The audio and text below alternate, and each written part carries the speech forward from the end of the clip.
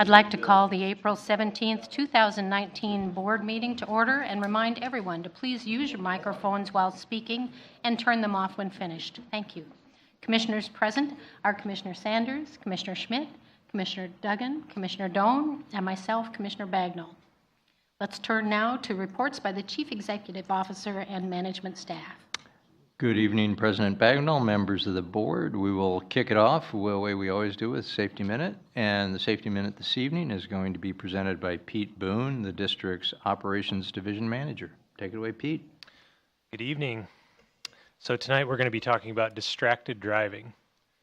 April is Distracted Driving Awareness Month. And I want to remind everyone that when you're driving your car, it is relying on you for its guidance. So it will do the last thing you tell it to do. If that's drive straight down the road at 50 miles an hour until you tell it to turn, it's going to continue doing that. So if you take your eyes off the road and you're not paying attention to where you're going, that's obviously a dangerous thing.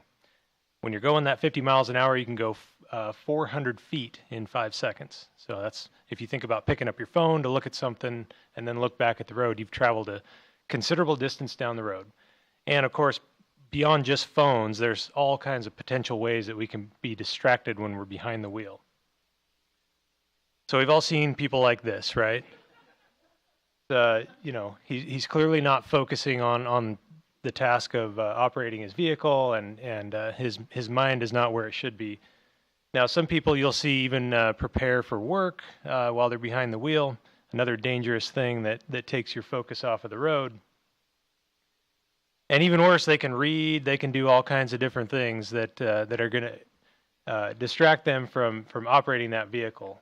You never know what you're going to see at any certain stoplight if you look around. So again, at all times, avoid distractions while you're driving. If you do have to take care of something else, pull over to the side of the road, get in a safe place and handle that. And if you can focus on the road, not only will you arrive safely, but you're not going to be a danger to other drivers. So just a reminder that April is Distracted Driving Awareness Month, and you don't want to be like this guy. I once pulled up at a stoplight and looked at the person in the lane next to me, and he was eating a bowl of cereal that was balanced on his steering wheel. Seriously? Clearly a two-handed operation.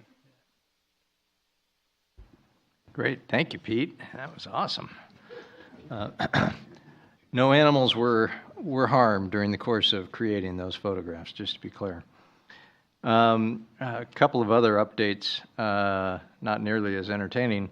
So the city of Portland has once again reported that Cryptosporidium oocysts were detected in water samples from the Bull Run in the past month. Oocysts were detected in samples collected on March 24th, as well as on April 2nd, 3rd, 9th, and 10th. And once again, the Oregon Health Authority has determined the public does not need to take additional precautions at this time. It was pointed out to me that this message has become rather routine, and in doing so, there's a risk that people sort of are ignoring it.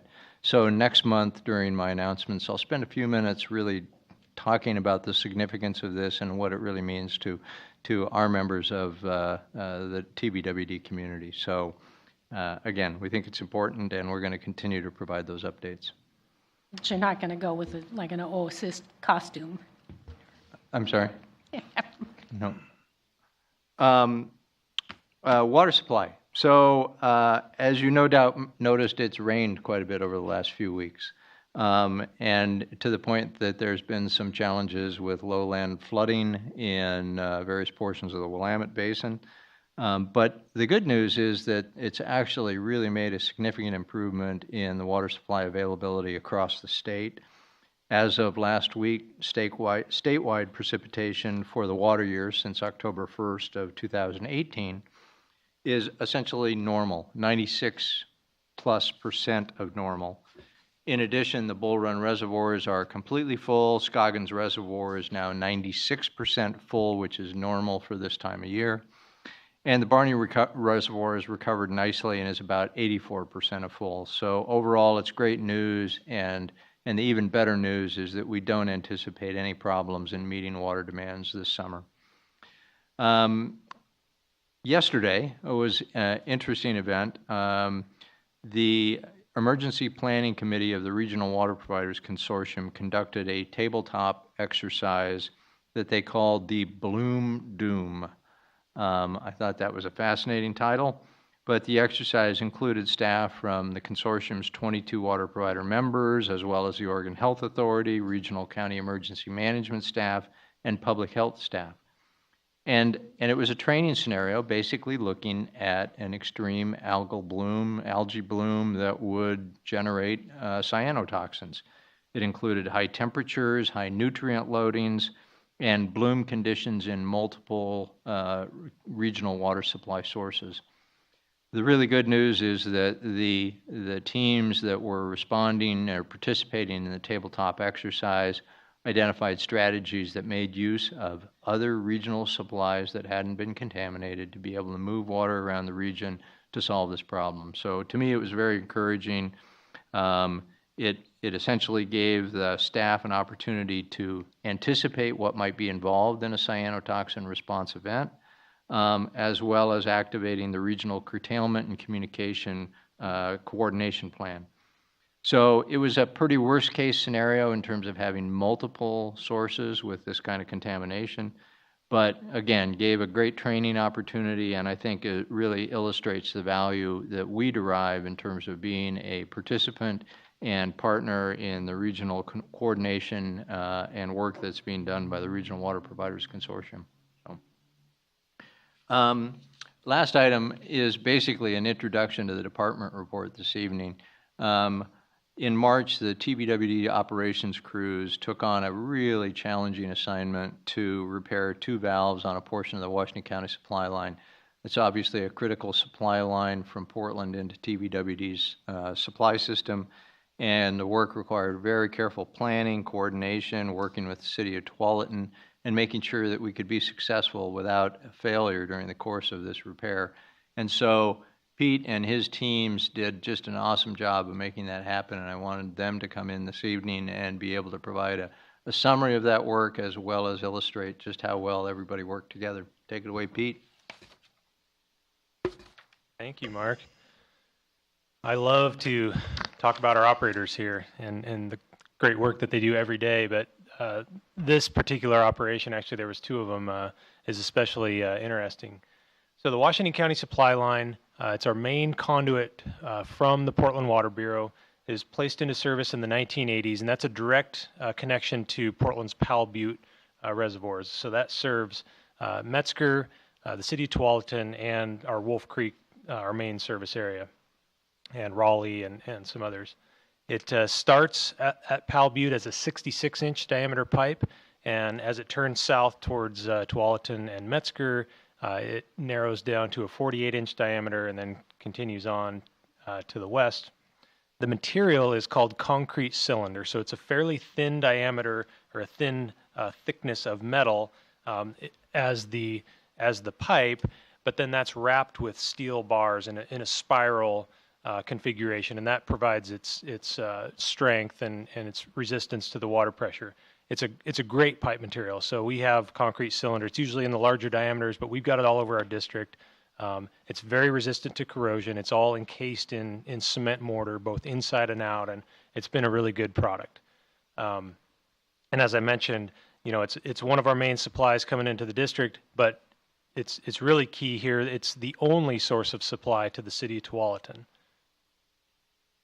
So this is a shot of the intersection of Beaverton-Hillsdale Highway, Shoals Ferry Road, and Olson Road. It's one of the most interesting intersections in the area. If you drive through there, it can be challenging to navigate, and that's where this pipe comes and meets our district. It turns south there and also continues to the west. You might notice the labels on there; they're kind of hard to read, but you'll see the word CRIT main. That's short for critical. So that is a clue to our operators when they pull these up on the map and they're looking in this area that this is obviously a critical pipe. So we have a lot of pipes, large diameter pipes in our district that are labeled this way because all valve cans look the same. So it's really important that they see where exactly they are in the world and what pipe they're dealing with.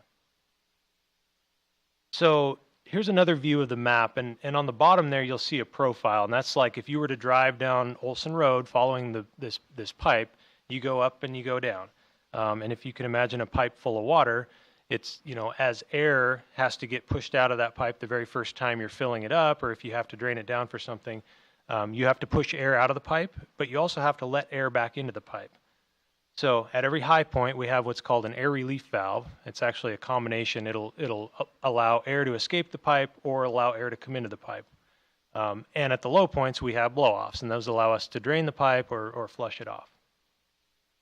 What we were dealing with here was one of these blow-offs where it connected to the pipe had sprung a leak.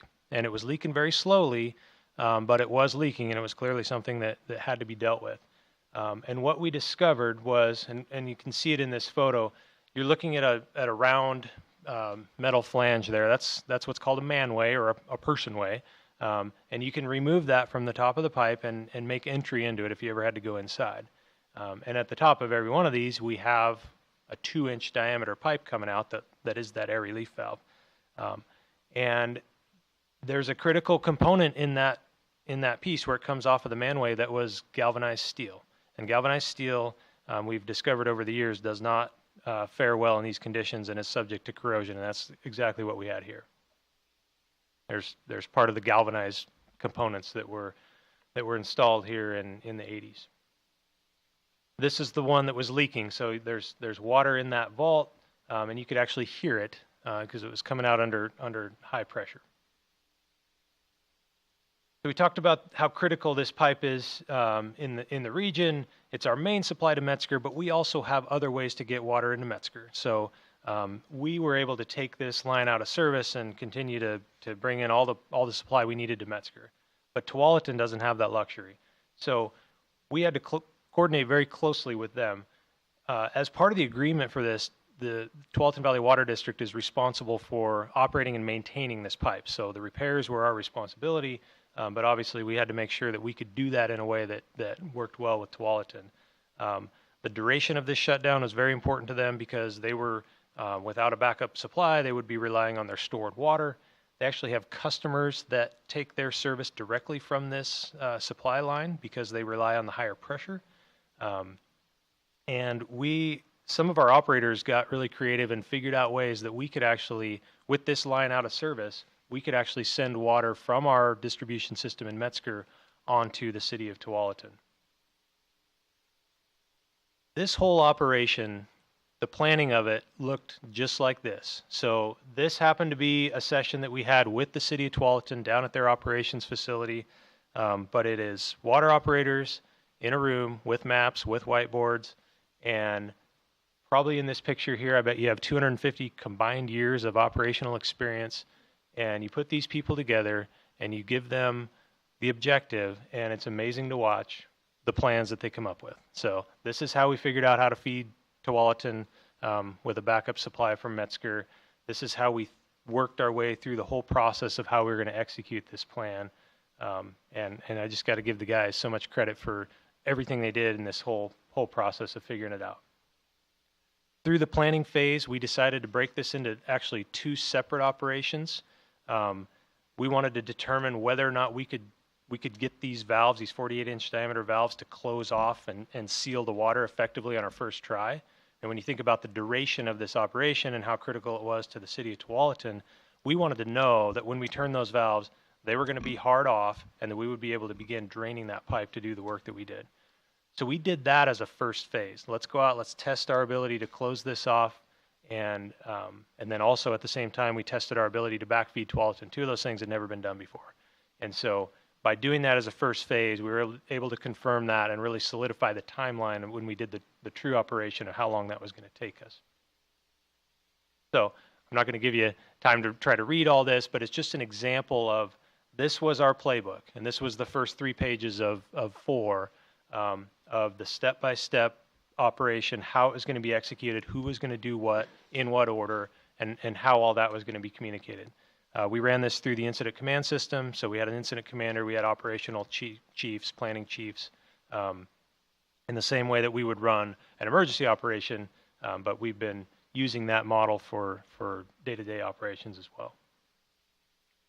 And all of that planning, although a lot of the operators were involved in the plan development process, it was critical that everyone knew exactly what that plan was. So we had 2 different briefings ahead of that. We had one here, and then this one was combined with City of Tualatin staff, since they were so closely watching this operation as well and involved with it. We had remote access to SCADA from both systems. That was really critical throughout the whole process.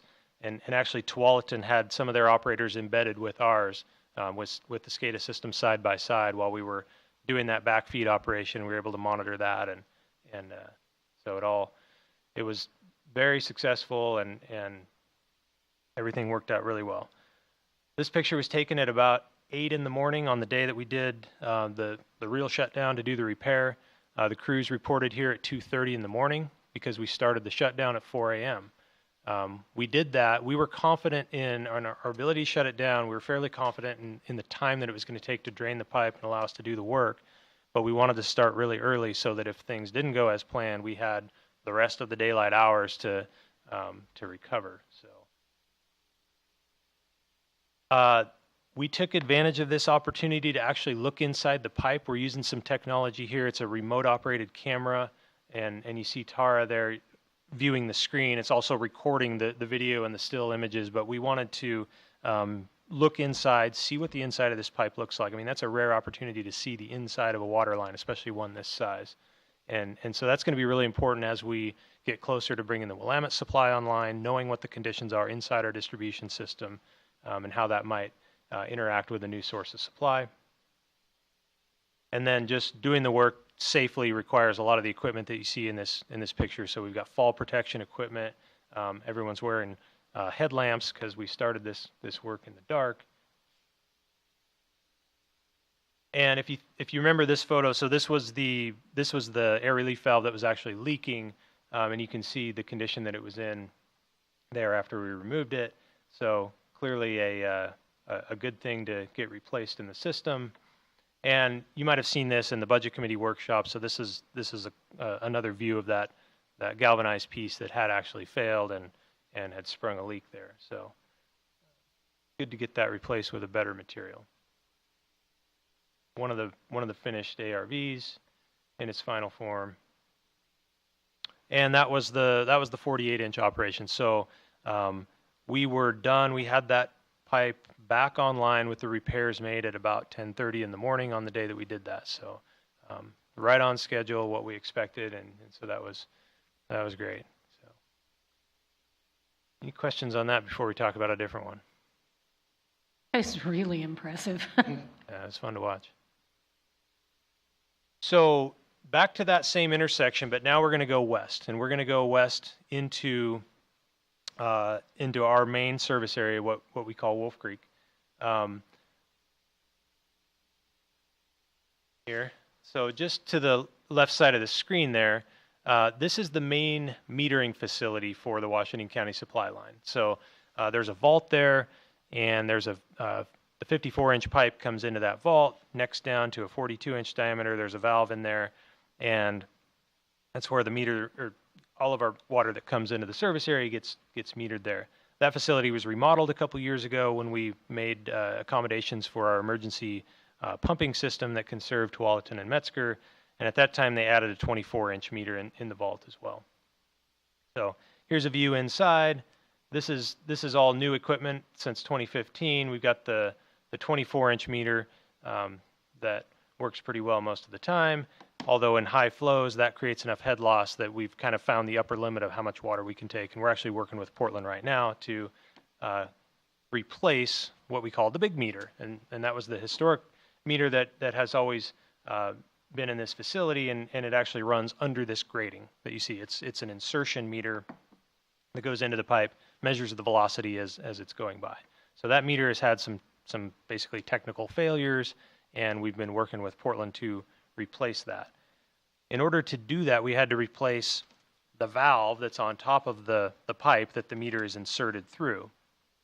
And you can see in here, so this piece right here is the top of that insertion meter. Here's a close-up view of it.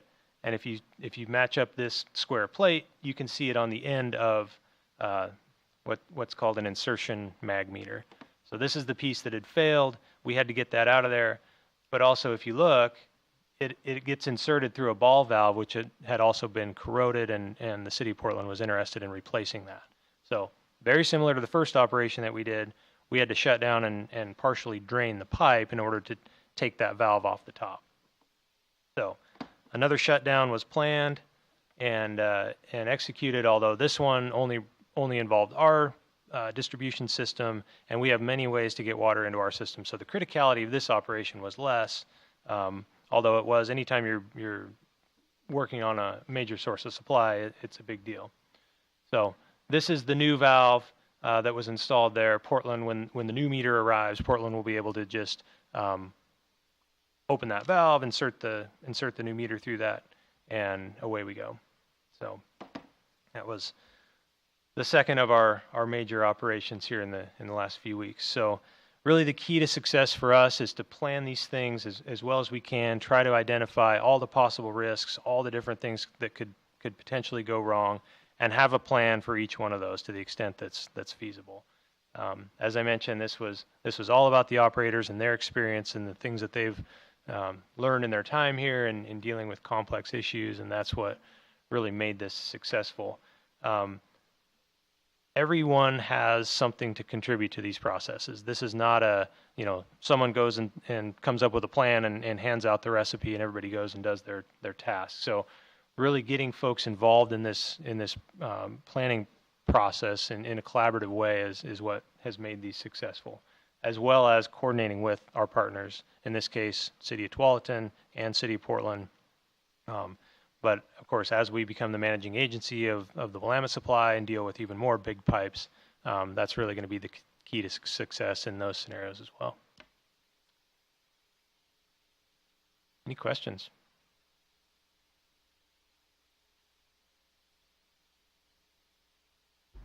And if there are no questions, that concludes the CEO and management staff report this evening. Thank you. I just find that fascinating and impressive.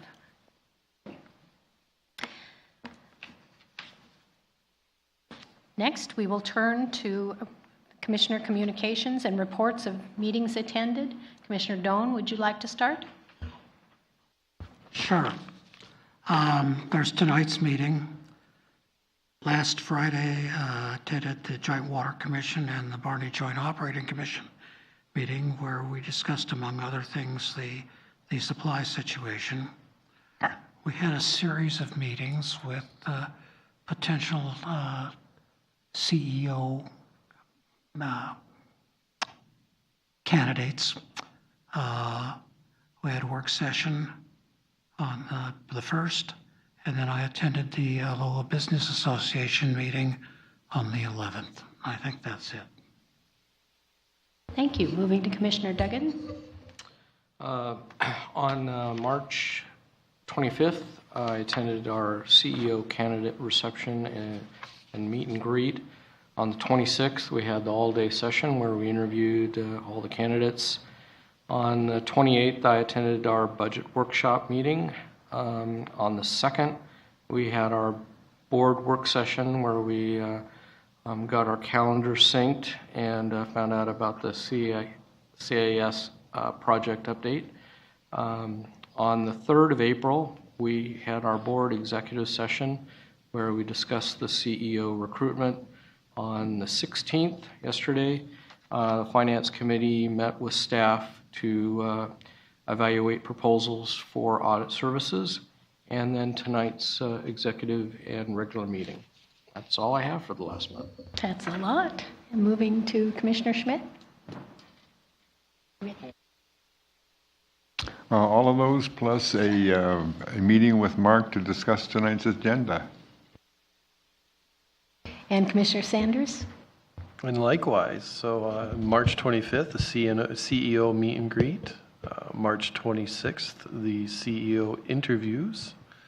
March 28th, our first budget committee meeting of the year. Then April 2nd, we had our work session. And April 3rd, our special executive committee meeting regarding a CEO hiring. And then tonight's regular board meeting. And to avoid boring everyone senseless, I will say that I had all of those same meetings.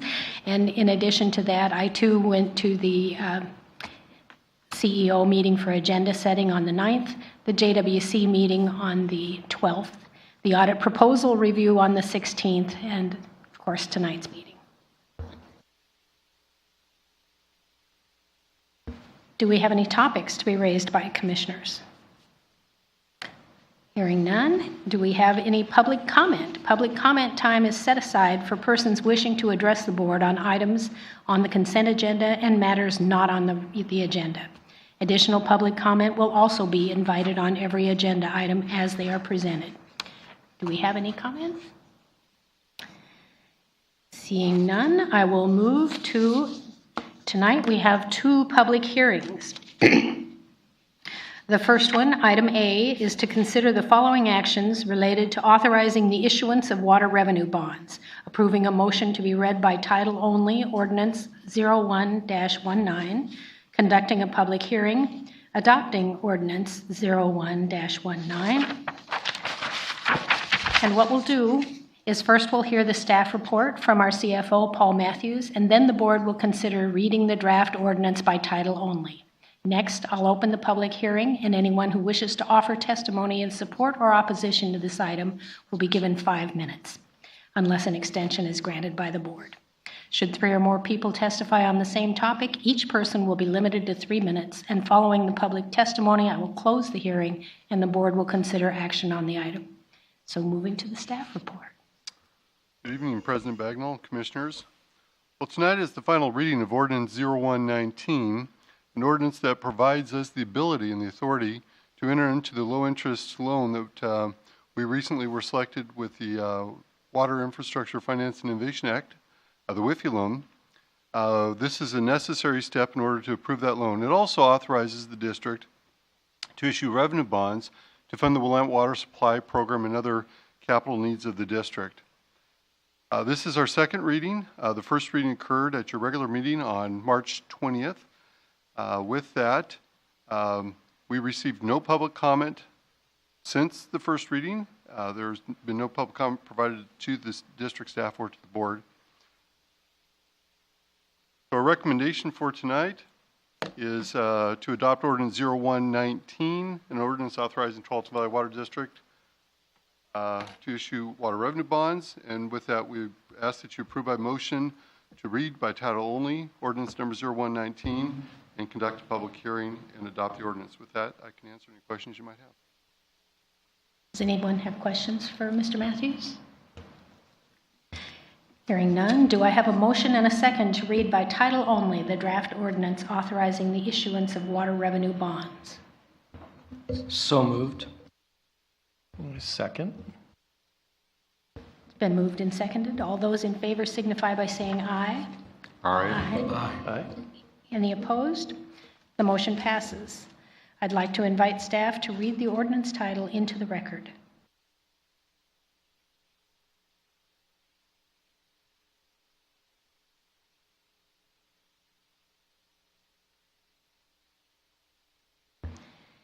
Thank you. I am opening the public hearing on item 1A. Is there any testimony in support? Any testimony in opposition? Public hearing is closed. Do I have a motion and a second to adopt Ordinance 01-19? So moved. Second. It's been moved and seconded. All those in favor signify by saying aye. Aye. Aye. Any opposed? The motion passes. Moving to item 1B, our second public hearing of the night. And that will be to consider approving a motion to read by title only the draft ordinance approving the Willamette Water Supply System Intergovernmental Agreement to form the Willamette Water Supply System Commission, which is an intergovernmental entity formed under ORS Chapter 190 between Tualatin Valley Water District and the cities of Hillsboro and Beaverton. We will receive oral testimony or written comments and direct that the ordinance be brought back for a second reading and adoption at the May 15th, 2019 board meeting. First, we'll hear a staff report from Council Clark Balfour, and then the board will consider reading the draft ordinance by title only. Next, I'll open the public hearing, and anyone who wishes to offer testimony in support or opposition will be given 5 minutes unless an extension is granted by the board. Just like with all public hearings, should 3 or more people testify on the same topic, each person will be limited to 3 minutes. Following public testimony, I will close the hearing and the board will take action on the item. Staff report, please. Thank you, President Bagnall and Commissioners. So this is a topic that has been before you in the past, most recently the March 5th work session, and then we did have a public hearing on this matter back at the March 20th regular meeting. However, since then, there were a series of what I would consider very minor amendments to the agreement and to the exhibits, and yet taken together, it seemed like there were a lot of things in a cumulative sense, so staff believed it was better to restart the first and second reading process, and that's why we're bringing it back again tonight for first reading. We gave a pretty extensive slide show and report at the last meeting. I don't know that we really need to do that this time, and so we've decided to go a little bit more short form here tonight. But probably the major things are, in addition to a series of edits and other changes that I think strengthen the document in our discussions with Hillsboro and Beaverton staff, we also amended some of the exhibits and I think clarified things to make it more equitable in terms of financial sharing and other elements from a financial perspective. So we believe that this is ready for first reading by title only. If you'll make that motion, and then we can open it for public hearing.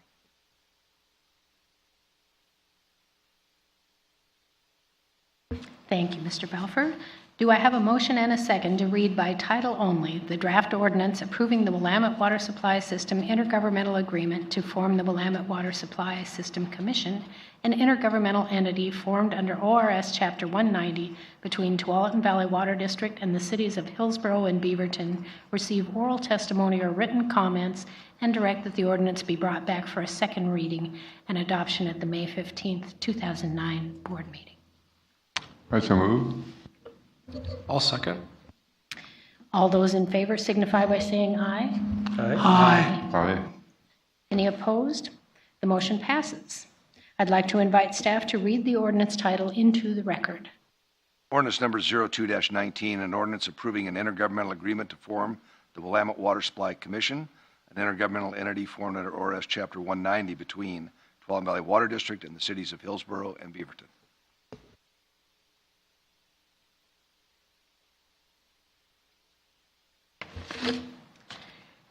Thank you. I am now opening the public hearing on item 1B. Is there any testimony in support? Any testimony in opposition? Public hearing is now closed.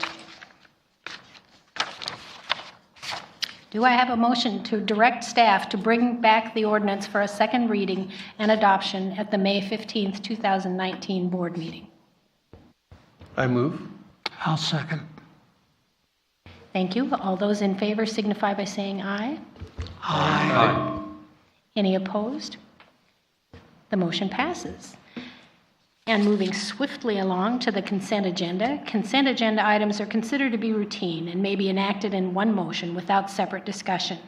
Any board member may request that an item be removed by motion for discussion and separate action. Any items requested to be removed from the consent agenda for separate discussion will be considered immediately after the board has approved those items which do not require discussion. The items on the consent agenda are item A, approve the March 14th, 2019 work session minutes. Item B, approve the March 20th, 2019 regular meeting minutes.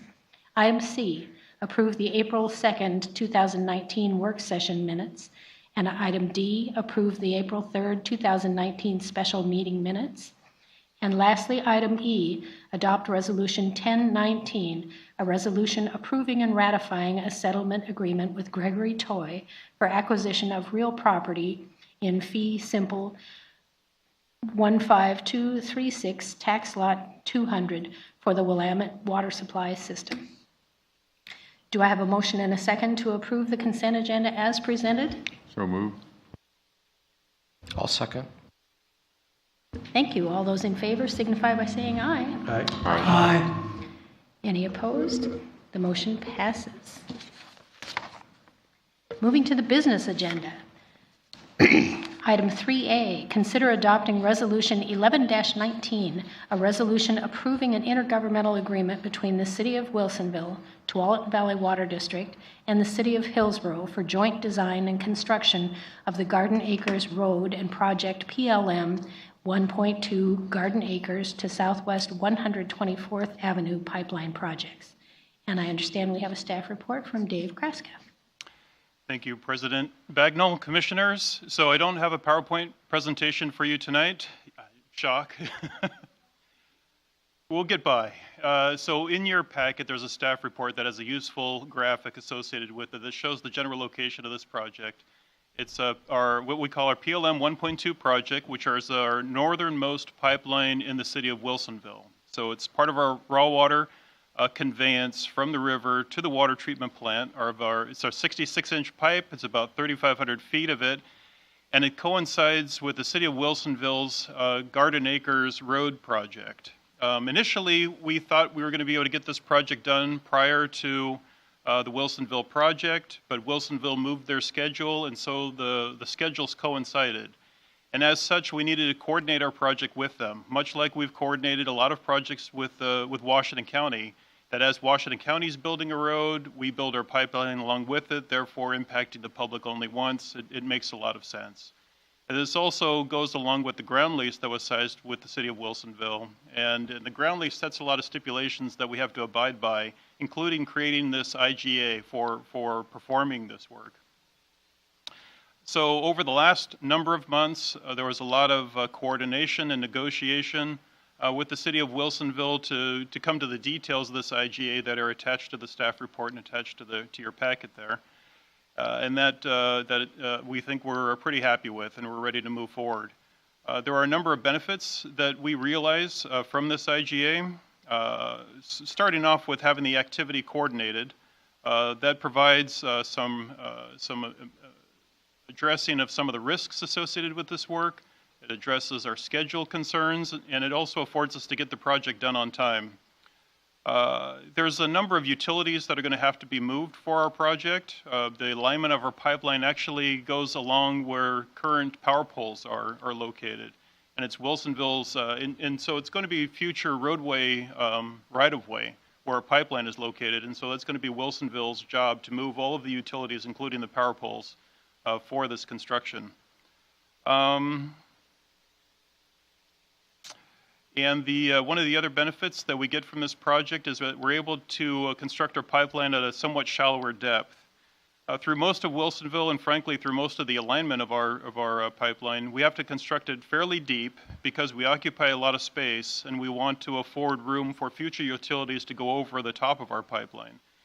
It so happened that in coordination with Wilsonville and the location of our pipeline in this roadway, we could go shallower to avoid some of the gravity utilities that Wilsonville needed in this roadway, and we had to come to agreement with them that we both benefited from. So we can get it in a little shallower in some areas. That actually saves us some money. So with that concludes my staff report. I'd be glad to take any questions. As I recall, sewer can't go over water, and water can't go over power. How does all this work with us at the bottom? So it can be done, and actually I believe our water line is shallower so that it can go over the sewer and over the storm drain. It can happen though to have a sewer over a water line, but various separations need to be in place in order to make sure there's enough space between the sewer and the water line. Okay. And remember that this is a raw water pipe, so it's for treatment. And so even still, we'd still be concerned about contamination, but it isn't our finished water pipeline. Yeah. Okay. Thank you. Welcome. Any other questions? Do I have a motion and a second to adopt Resolution 11-19, a resolution approving an intergovernmental agreement between the City of Wilsonville, Tualatin Valley Water District, and the City of Hillsboro for joint design and construction of Garden Acres Road and project PLM 1.2 Garden Acres to Southwest 124th Avenue pipeline projects? I so move. I'll second. All those in favor signify by saying aye. Aye. Any opposed? The motion passes. The last item on tonight's agenda is an informational presentation, and it will be on the bulk water program review and fee structure update. Staff report from water quality expert Joel Carey.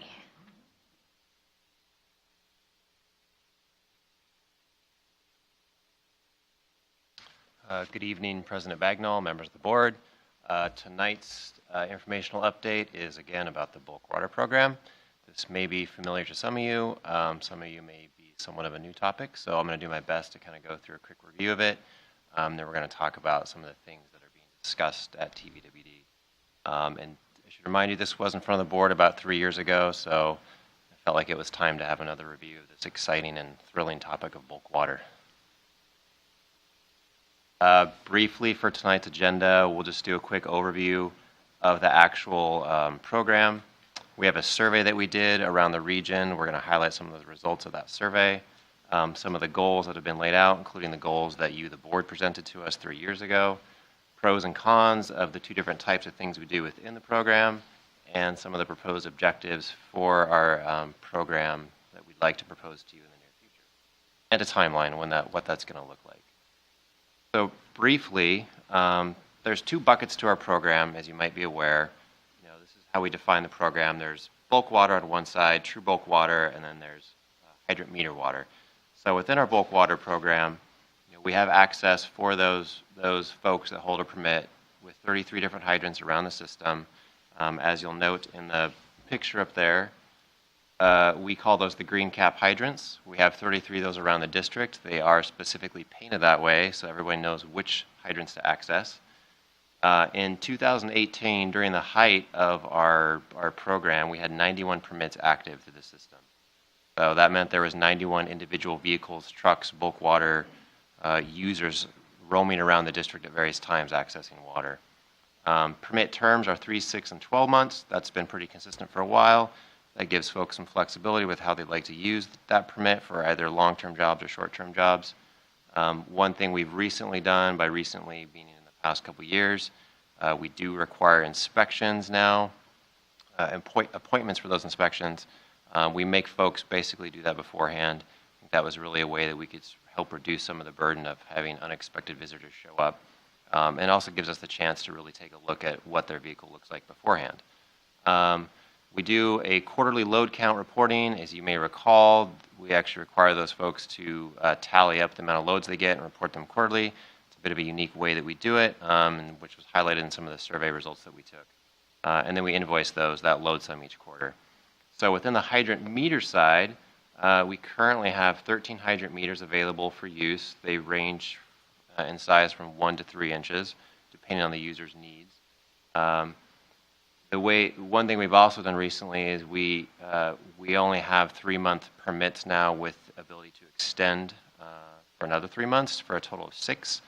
We'll talk about it in a little bit. There's some pros and cons. There's a reason why we did that, but that helps kind of define the process a little bit more and helps those folks who are accessing bulk water decide how they need to get to the permanent service they might need to do in the near future. It takes engineering review to get through that. We make sure that the hydrants that get used don't have any kind of hydraulic conditions that would limit the flow of water, cause problems.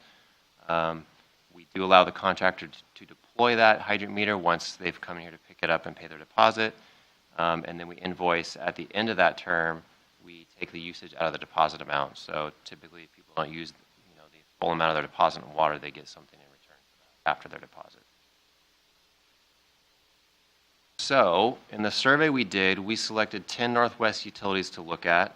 Those surveys included us as the baseline, Portland Water Bureau, Hillsboro, Salem, EWEB, Bend, Tacoma, Clark PUD, Spokane, and Boise.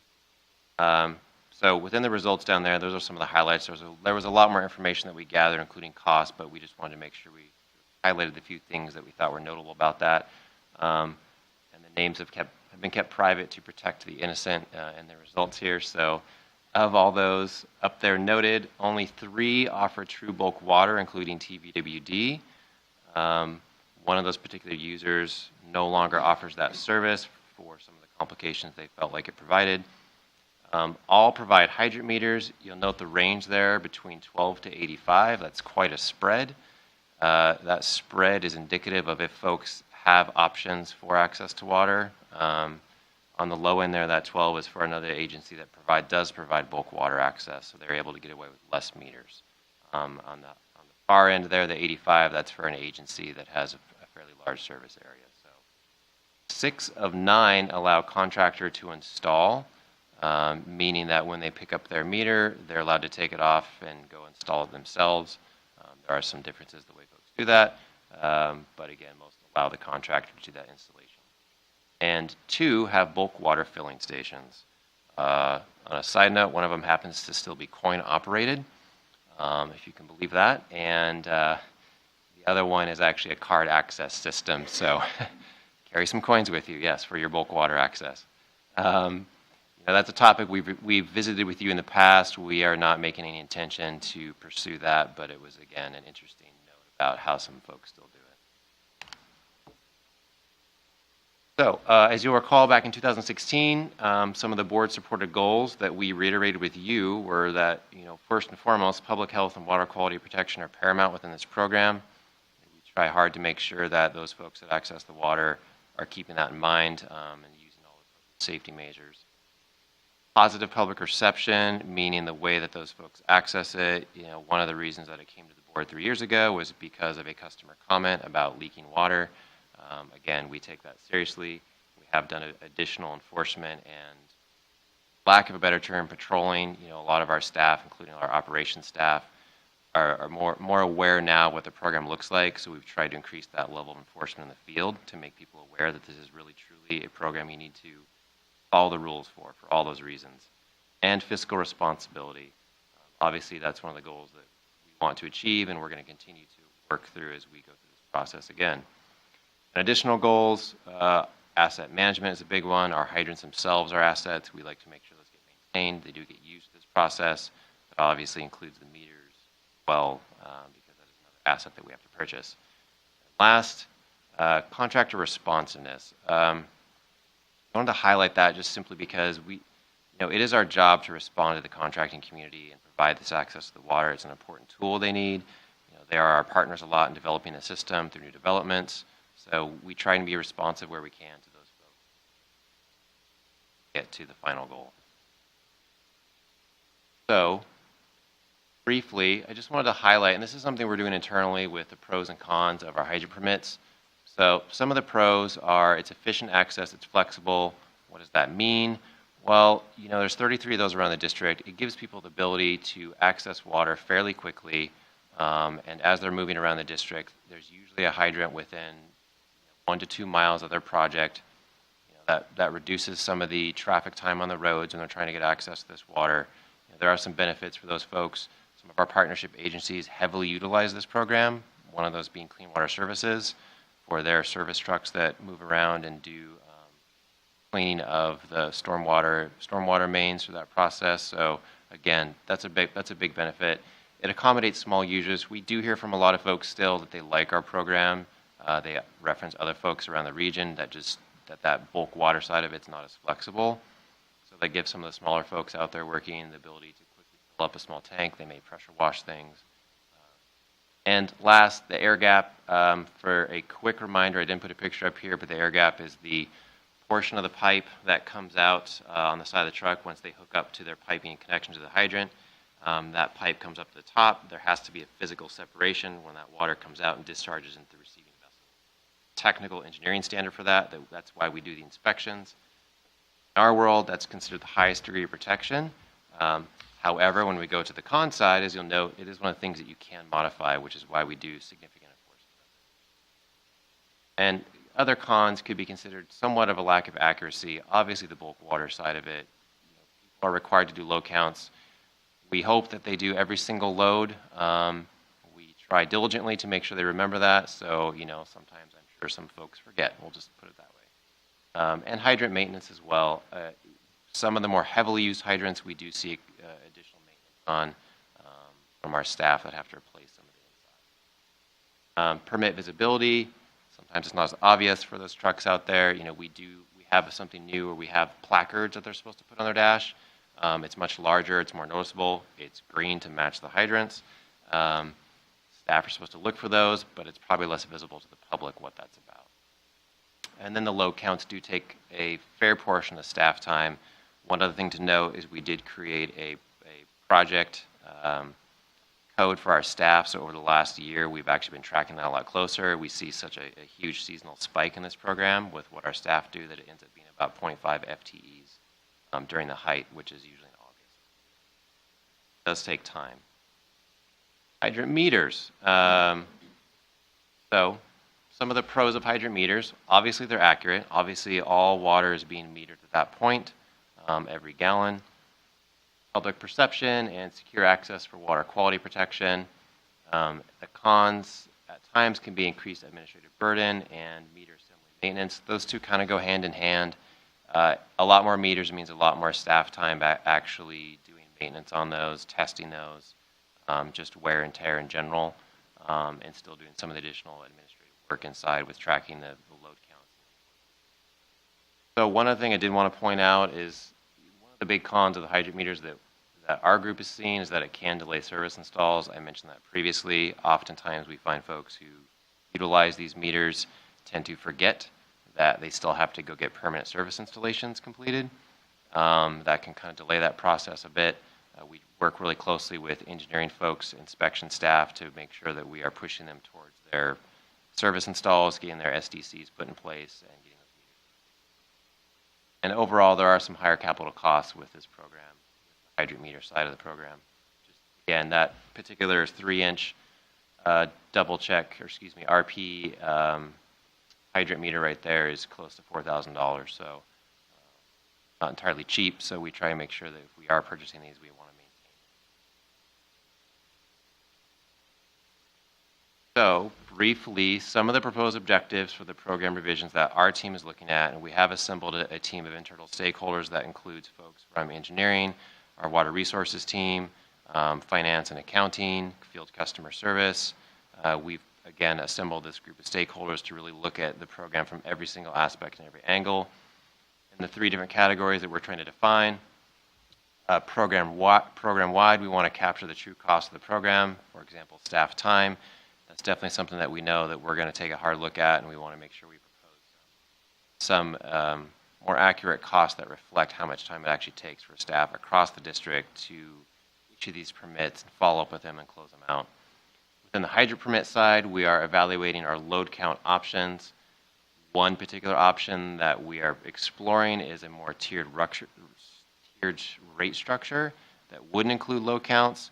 What that might look like is that we actually take the different sizes of tanks and the permit terms, look at some historical data, and decide if there's a way that we can take maybe, again, some of the smaller users and put them in those categories, and they'd have a permit that would work for their load, their tank size and the permit terms, and maybe some of the higher user folks with bigger tanks may benefit from actually having a meter if they're in a more stationary location. So we're taking a look at that stuff. Again, no decisions have been made. That's our goal, is to show that to you when we do analysis.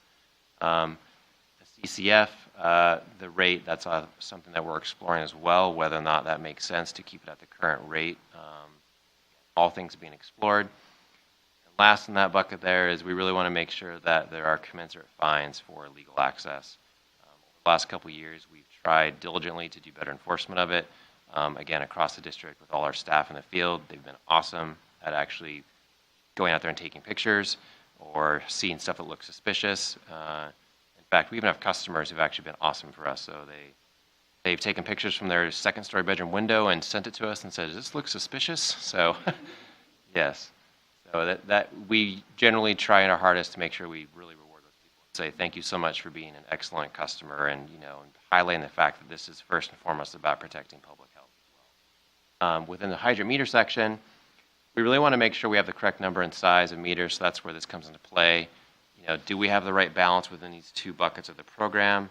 Should we try and increase the size or the count of our meters and maybe compress some of the permits we offer for bulk water? So we're going to take a really hard look at all this stuff. And then meter deployment. As you saw in the survey, obviously most folks allow the contractors to deploy those. We still want to take a look. Does it make sense to keep doing that? But maybe we lock the meter out there to make sure it doesn't get legs and move somewhere else. That does happen at times. Discover one that was, at one point when we asked for it back, it was somewhere up in Renton, Washington. So we did get it back, but we really want to make sure that, that this is more secure access. So, and options for backflow testing on site. That's one of the other things we'd like to deploy, is our folks actually going out and testing these once they're on the actual hydrant itself. Going back to that previous slide, backflow assemblies, while yes, they do provide some additional security, if they're moved around a lot or they're not properly maintained on that hydrant, the debris or anything can actually get inside those and cause the checks to fail. So our team wants to take a closer look at that protection aspect. So last portion we're going to talk about is just current and next steps. So here's just a brief timeline over the next several months. We had our first advisory group meeting this April with the stakeholders I mentioned previously. At this point, our next steps, after we've come up with a few of these high-level ideas, we're going to do some more heavy data crunching and analysis. We're going to take a look at the last couple years' worth of data for our bulk water permits and see if that helps us figure out, do we have the right mix? We've been budgeting for an additional amount of meters in the new proposed budget as well. So in June, we're going to circle back around to our second advisory group meeting, talk about what that data is presented, and try and really refine those ideas. And through late June, July, and August, during the height of our season, we're going to do some proposed options to our external folks. That could be Clean Water Services, some of the current permit holders, and existing permit holders. Our team has a great connection with those folks because they have to go through us. So it'd be a great opportunity to talk to them about what they think about some of these ideas and get some good feedback from those individuals. We're going to check back in with the advisory group at the end of August. At that point, we'll refine what we need to do, take a hard look at it, and then come back to you, the board, to seek some input of our options and recommended solutions for this program. So with that, I'm happy to take any questions. Yeah, I have one. I assume that all the hydrants designated for bulk water are charted all the time? Charted? Yeah, we have maps and GIS that categorize. Okay, so they don't have to turn a valve from the main? No. Okay, thank you. Yeah, they're required to use a Chapman valve on it as well, so. Yeah. I had one question on the hydrant permit. Not, sort of, God forbid anybody would forget to count all of their loads, and also, God forbid, we would be in a situation of water curtailment, but if we were, does our curtailment plan include an element for ceasing and desisting bulk water without a meter? I actually don't know that, President Bagnall, but I think it's a great question. I think it's something that we're going to look at. The other because that'd get the public pretty excited if they're being asked to curtail and then there's big trucks out there filling up. Yeah, I can't answer that right now. One thing that's a good question right now, because we are going to start the kickoff for a brief update as required by Water Resource Department this summer for a review and update of that plan. So we'll take a look at that one. Thank you. Any other questions for Joel? I just wanted to comment, this is a really big deal. I mean, because the concern from citizens that see suspicious activity with the fire hydrant and the possibility of cross-contamination of whatever was in those tanks, it could be a big problem. So I'm really glad that you're taking a look at this program again. It's not an easy one to find convenient and logical and pragmatic solutions for, and I appreciate that, but I really appreciate your efforts to try to find something that works for both the large operators and for the smaller pressure washer folks. So thank you. Thank you. Yeah, my two follow-up comments to that are, yes, the survey revealed it is the Wild West out there of how people do this. Doesn't seem to be one size fits all. And one thing our team has diligently tried to do is every time a permit is issued, we do education with those permit holders on why we do this, why the tank's important, why that air gap is critical. And most of the time, we usually get a look of blank stares for a while, and they actually go, wow, that's incredible. I didn't even think about that. So it's something that might not be explicitly called that, but public education through this has actually been really helpful. I'd just like to add, this is one of those details that keeps everything safe. And if it weren't for the detailed work of people like you, then we'd have this idea that everything's safe, and it really wouldn't be. So appreciate your tenacity in making sure that all these little pieces all work together. Thank you. Yeah. All right. There being no further business before the Board of Commissioners, this meeting is adjourned.